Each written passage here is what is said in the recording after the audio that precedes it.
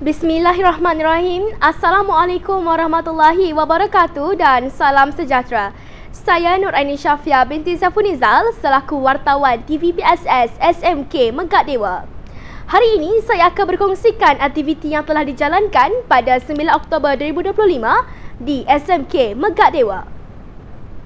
Pada 9 Oktober 2025, SMK Megat Dewa telah mengadakan Hari Konsultasi SPM 2025 yang melibatkan ibu bapa dan murid tingkatan 5. Program ini bertujuan untuk membincangkan prestasi akademik pelajar menjelang peperiksaan SPM 2025.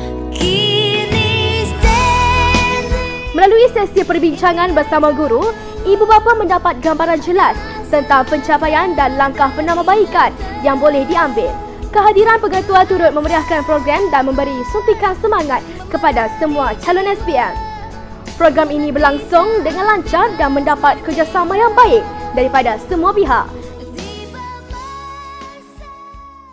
Saya Nuraini Syafia melaporkan untuk TVPSS SMK Megat Dewa. Sekian, wabillahi taufiq wal hidayah. Wassalamualaikum warahmatullahi wabarakatuh. Terima kasih.